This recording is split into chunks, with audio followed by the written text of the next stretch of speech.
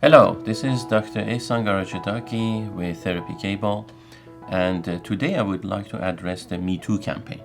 Topic number 2, which is also absolutely overlooked, and that is the fact that here we have a little bit of a distinction that applies to female victims, if you will, versus male victims. And that is a phenomenon that is known as female responsive sexual desire. It also applies to arousal, female responsive sexual arousal, desire and arousal. That comes from the field of sexuality, human sexuality. It's been a phenomenon that have most likely has been addressed probably over the last 3-4 decades, but most importantly researched and most specifically laid out and explained over the past decade or so. And we will also publish the resource to this information. There's a good book on this topic of human sexuality that has a few chapters dedicated to that. And the phenomenon basically states that there is a huge contrast between the way men and women respond to sexuality. So very briefly, I would like to bring up this contrast and then kind of apply it to this situation and talk about its implications. So the contrast is that in general, as we know, male sexuality is considered a more of a initiatory sexuality or approach towards sex and desire, meaning that it's usually, whether it is through cultural norms or addressed in physiology or physiological dynamics of a sexuality, biological, hormonal, at different levels, we see generally that it is men who pursue and initiate a sexual interaction. And we are not talking about an assault or only about an assault. In this case, what I would like to do is to kind of expand this to general sexual discussion, right? So generally, sexuality is initiated by a man, and even regardless of culture, it doesn't even have to be kind of isolated to a specific region or geography. There are nuances, certainly, from culture to culture. In some cultures, this is a highly prevalent mode of interaction, and in some other cultures, it's less prevalent, and you see a little bit more of also female initiations. But in general, the trend is that male sexuality initiates the sexual interaction, and the female neurobiology, psychology, mental, emotional dynamics, basically her programming, are designed to respond to this initiation. We see that a lot, especially in terms of the neurobiology of a woman, where actually a woman's body and biological experience gets turned on, and the arousal starts kicking in response to male sexual initiation. There is a lot of research on that shows this is actually taking place on the biological level, even though that we may not even observe it, or a woman may not be willing to admit on the surface that they are aroused. So this is more or less a kind of a, I would say, summary, very brief summary on the biological aspect, but also psychological, social, interactional, interpersonal level too. We see there is evidence that women espouse a certain ways of being responsive very much to a male's sexual advance.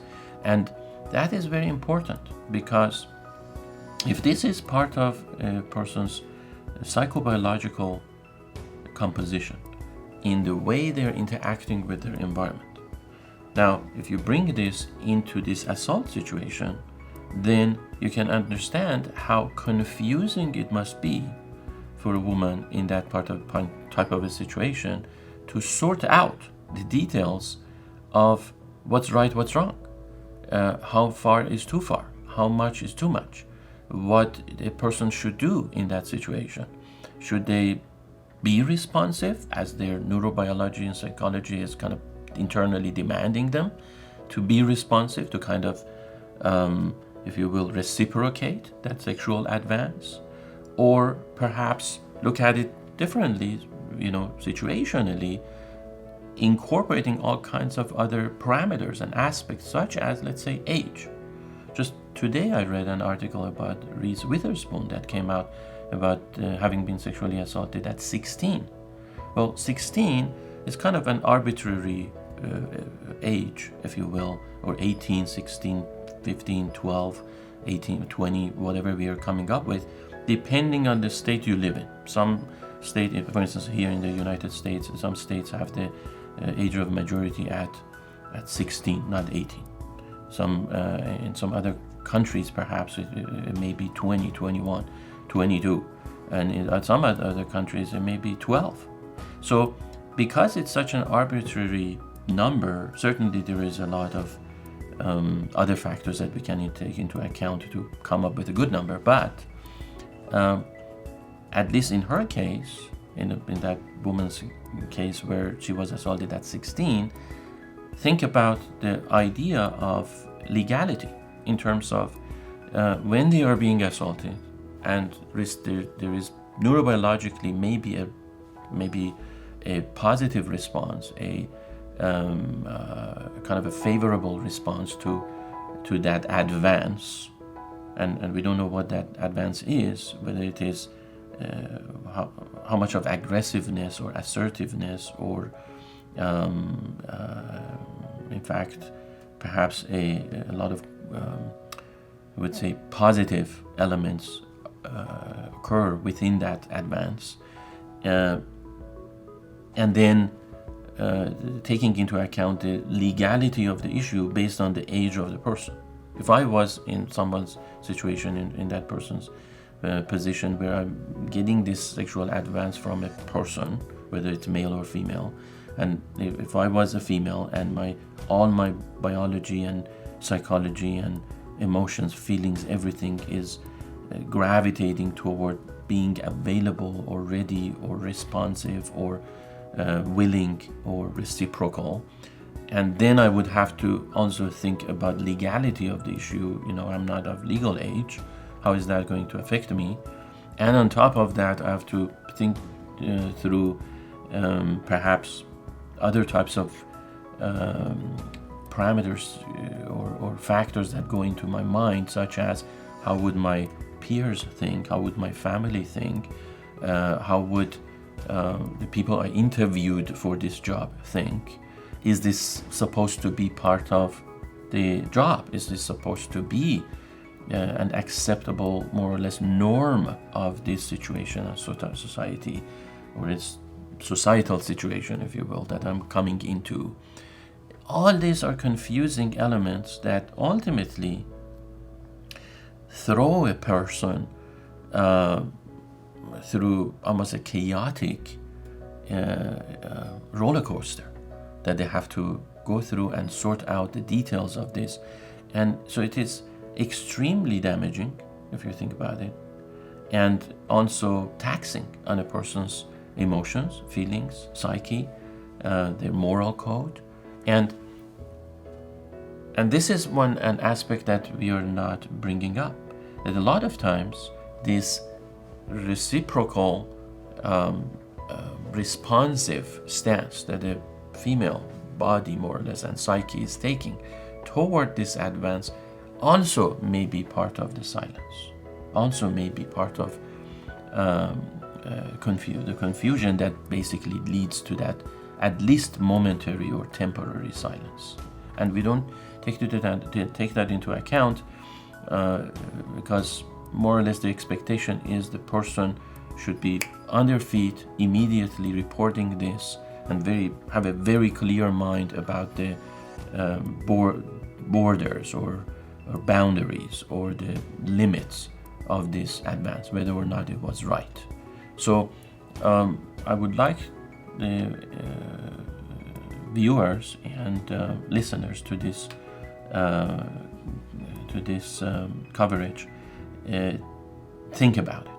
Take this into account in terms of, rather than jumping to a judgment immediately, thinking, why did this person not talk about it? Why did this person not bring it up immediately? Because there is this whole confusion, especially when it comes to female victims, whole confusion that is going on, this tug of war.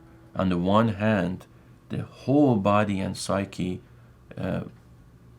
driving the person to be present, to be responsive, to be lenient toward this sexual advance, and on the other hand, having to sort out all those details and figuring out if it is the right response or the wrong response.